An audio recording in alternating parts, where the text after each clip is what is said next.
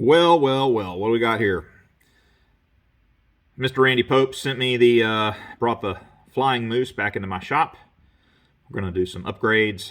Got in touch with Revolution Performance, or Revolution Brakes. I think maybe it's Revolution Brakes. Let me look at this real quick. To upgrade the brakes on the Flying Moose. I've been driving this car for almost 2 years now, and the very first time I drove this car, it had brake pad knockback. Basically, where something happens that pushes the brake pad and the piston back in the caliper, and you get a gap in there. And you may or may not know this, but 6 inches of pedal travel on your brake pedal really probably only equate to a quarter or maybe half of an inch of actual travel at the pad. And so if your brake pad moves back a quarter of an inch or half of an inch off of the rotor, you're going to have a very long pedal. And in worst case scenarios and in often case scenarios with this car, you would have to pump the brakes 2 or 3 times. And man, that does not instill confidence in your late braking with the car. And it has gotten me in some scary situations a couple times with this car, but fortunately, it just worked out and haven't wrecked it. And but we've had issues with it. We'll get brake pad knocked back on the front, and what'll happen is you go hit the brakes, and it'll be on the rear all of a sudden out of nowhere. And locking up the rear brakes in a threshold braking situation is never a good thing either. So caused us some lockups that flat spotted tires. We had to change those in the middle of the race, which is never good for staying on track. Anyway, I thought it'd be a good idea to go through the installation process of this kit. It did not come with instructions. I sent Revolution Brakes an email requesting instructions. I couldn't find any on their webpage, but maybe I'm an idiot. So I went through and just kind of figured it out on my own. And I mean, it's not that complicated, I understand, but they sent a bunch of washers and a bunch of shims and some aluminum spacers that you'd think are probably supposed to be used, but I was able to actually install them without some of those. So I'll go through. Let me give you a little rundown of the parts, what we took off the car and what we've installed. As you can see right here behind me is the passenger side, and it's already been replaced. I've already got the new one on there, so I kind of figured it out. And I'll do a quick installation video as I'm installing them on the other side of the car. So let's check this out. Ooh, shiny parts on the old dirty workbench. So here is the old brake rotors. These Volvo rotors are actually, I think they're off of a 960. I think they call them like the jumbo brakes or something like that. That he's had on the car for a long time. Never had a problem with how well the car stopped. Never had a problem with fade. And actually, pad life was pretty good. Just the knockback issue, which I think has something to do with the caliper's design, but who knows. But, similar rotor thickness. Actually, maybe the new one's just a slight bit thicker, but obviously way bigger. And got the nice slots in it and vented, of course. And then, woohoo, look at this pretty thing right here. This badass Wilwood caliper that actually is an upgrade. We opted to, Randy knows some people at Wilwood, and we asked for their advice, and they said, hey, you got to get this. So this has got some new super fancy pants pistons in it that are supposed to be the thing. And here, as you can see, is the old caliper. It's just a big old single piston caliper, floating pin design. Probably great for 99.99% of all Volvo owners, but in our particular application, just wasn't cutting it. Here's the old brake pads, and honestly, I don't recall what the pad compound was, but I think it's a Porterfield. I could be wrong. I'd have to refer to Randy on that. And as you can see, pad-to-pad comparison, real similar. The new pads are just a little bit, well, really honestly, they're not a whole lot different in size. The new pad's just a little bit thicker. That's really about it. These are the new Hawk ER1. I think those are the new Enduro pad or Endurance pad. We're going to try them out, and if not, I think we've got some some trusty DTC 60 and DTC 70 pads in the box that we can try out if necessary. The cool little adapter that bolts to the factory upright, and the centering ring for the new rotor that centers the rotor onto the hub, new hydraulic line, the bolts, hardware, and hydraulic fittings. Another thing I'm ordering is they sent the kit with this 1/8 inch MPT to 3-3AN, and I don't really like the angle of it, so I've ordered a 90, one of these that's in a 90. I think it'll put the line in a better location and not bind it up as bad. Another thing I did, just because I'm weird like that, I drilled all of these hardware bolts because they're actually excessively long. Once again, a little concerned. Like, they sent me these shims. I did not end up having to use them on the other side. I'll show you. But I drilled the holes for safety wire. Just never a bad idea. And I Loctite them as well, but safety wire never hurts. We'll do a quick rundown on this is the driver or passenger side of the car. Good looking rotor and pad, and looks like it's going to work pretty well here. We'll roll this back here. Got the pad all loaded up in there. This coming out at a straight angle right here. When you make a hard turn, it puts a pretty substantial bind on that line. So I'm thinking that if this line comes in from a 90 vertical, it probably will help a lot. All the hardware worked. I mean, it does work. No complaints there. And I would show you more, but it's all tucked away back in there. So we'll go through, do a rundown of the installation on the other side, and I don't know, maybe you'll learn something. Maybe y'all can teach me something.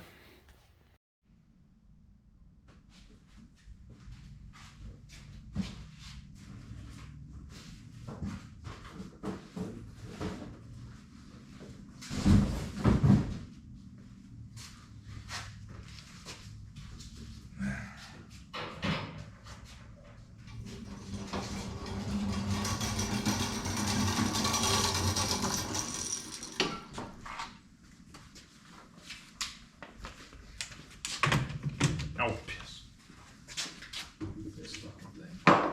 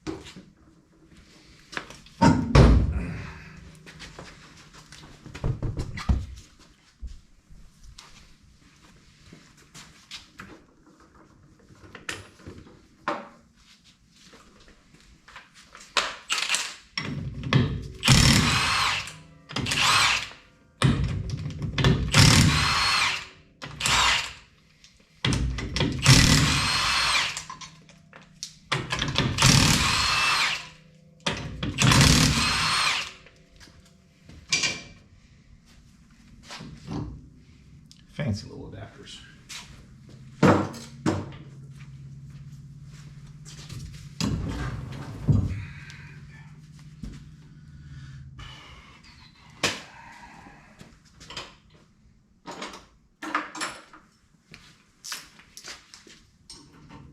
Oh.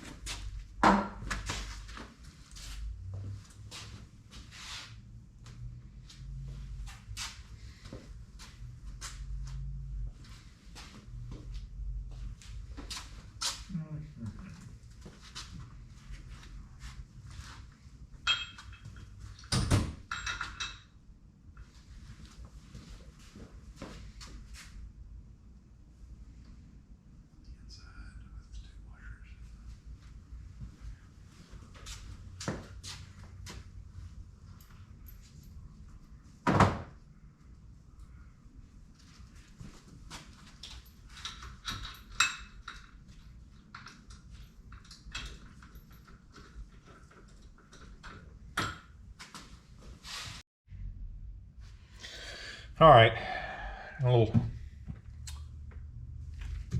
part of the install, I suppose. Where'd I put my damn Loctite? Loctite. So, brackets go on the inside, but they need some washers. They gave me some thin stuff and they gave me some thick ones. And you know, they gave me these, which at first I thought that was what it was going to be. It kind of made sense to me that that was what it was going to be. But you can see the thickness. I need about half of that. Thought about turning it down in the lathe. I said, screw it. Let's just put this thing together. And basically, these washers change the center line of the caliper to the rotor. And so I measured it basically on the other side, and this was what I came up with. I may have to take this back apart. This is going to be one of those kind of like, I'm going to put it together for you guys, but I'm probably going to have to take it back apart. Put a little Loctite on it because I figure it probably can't hurt. And then I'm going to safety wire it when I'm done. So hopefully everything will be good. Bolts go in there. Washer, bolts. Do the same on the other side. Oops, just to stay symmetrical. My OCD kicks in. Where did...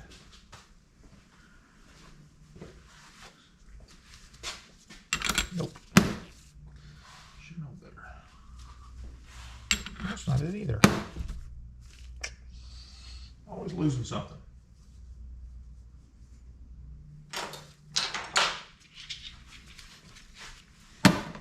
It's found in the sockets.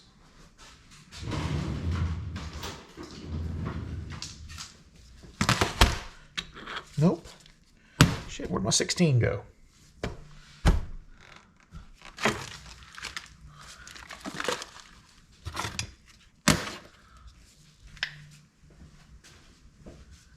Spend more time looking for tools.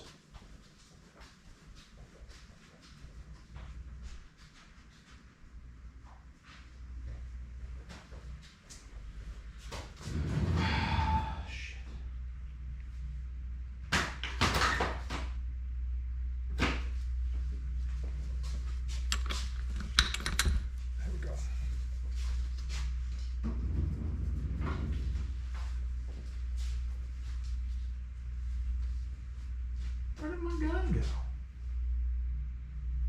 Oh, shit. Found it. Right where I wasn't looking.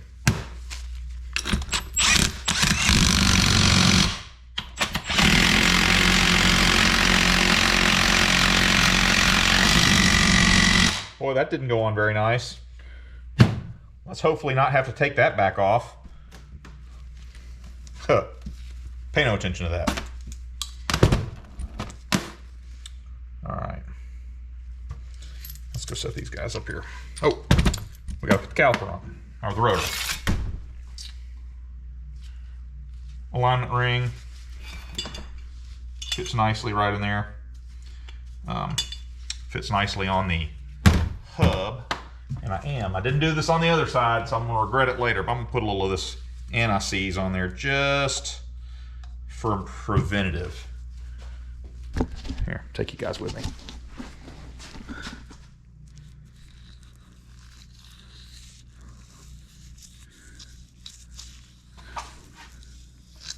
Probably a little excessive, but whatever.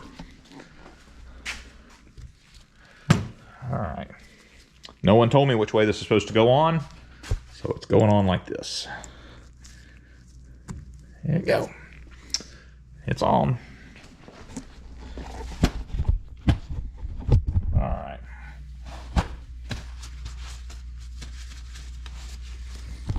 Let's move this camera back over here.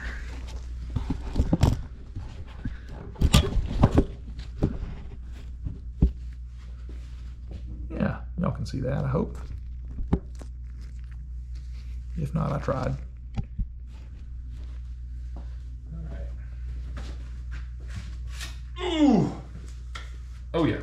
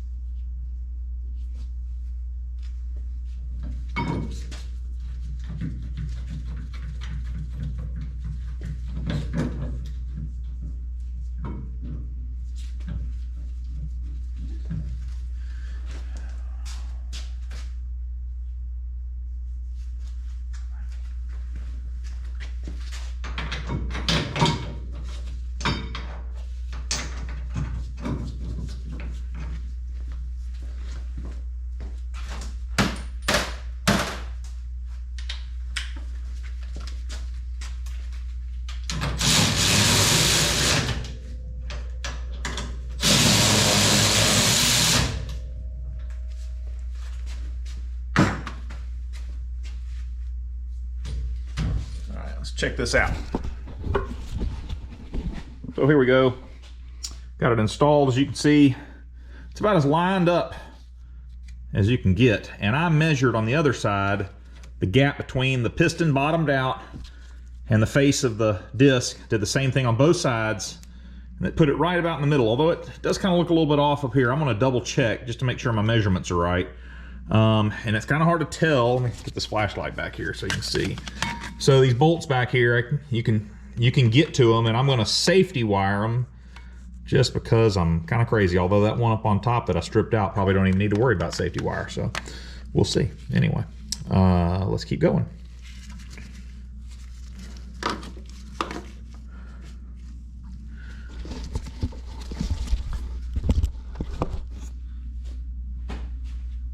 So the awesome thing about these calipers is the ease at which installing the pads. So you just pull out that one Allen bolt with a locking nut on it and a little spacer here, and these things pop right in and out.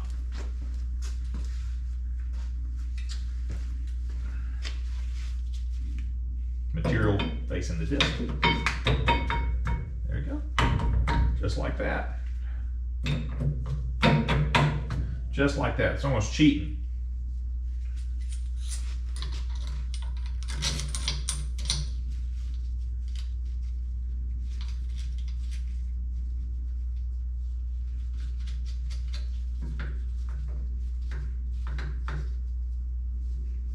Let's see here.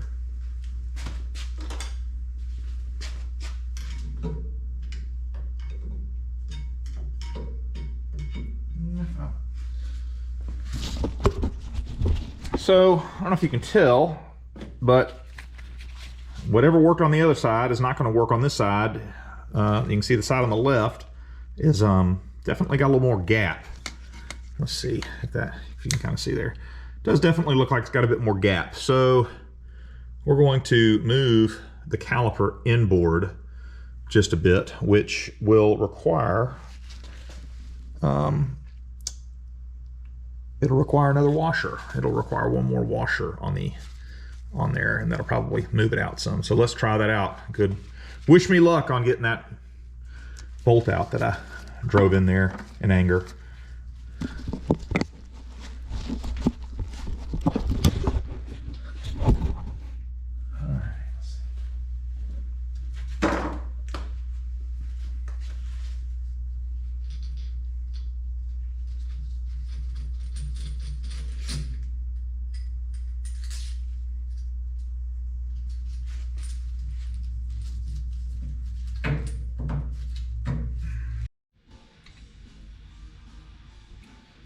All right, after multiple attempts here of taking the bracket assembly back off and putting it back on, we got the air gap between the two pads pretty even. Grab this flashlight here. Let's see if we can kind of see what's going on here. That's really kind of hard to tell, but I promise you, it is even this time. It was definitely not even before. And that's one of the things I guess you're gonna have to play with. The kit doesn't really give explicit instructions, but yeah. So basically changing the if you can see right here, the washer thicknesses, add or reduce washers to get the offset correct, which is what I've done. And you can see I've wire tied or safety wired the inside, and I'm about to do these two. A little more difficult, but I'm gonna do it anyway, and it may be something I regret because of its difficulty to get off, but I'd rather play it safe. And so, and really and truly, if this works, the pad replacement is really easy. So, and hopefully we won't have to go through rotors very often. So we'll see. Who knows? Wish me luck.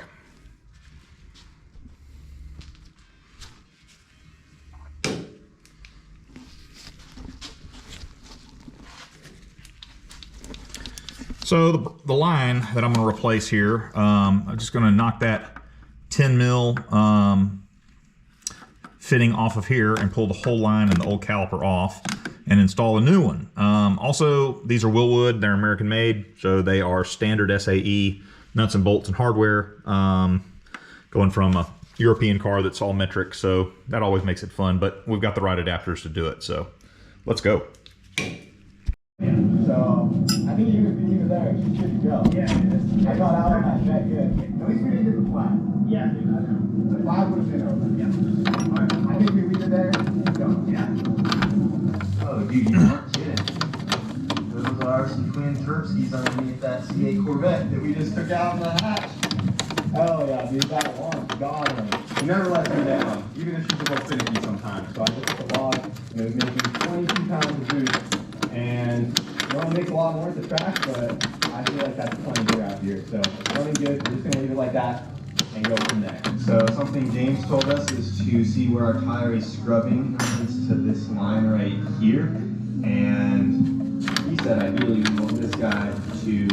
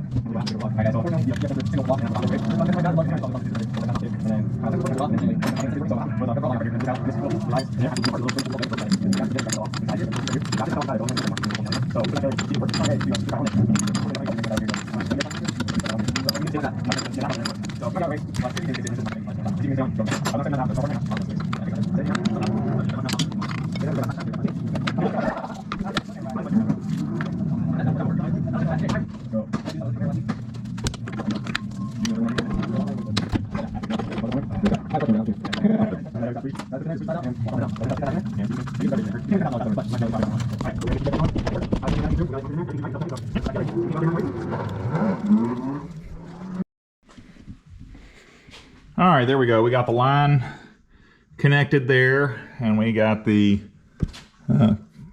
line connected to the caliper. Hopefully you can see that, guys. I don't really like the straight coming out of here because I feel like when you turn the wheel, it really binds up against the side of the car. So I got a 90 gonna put on there. Hopefully that'll help alleviate some of that strain. But we'll just do this for right now.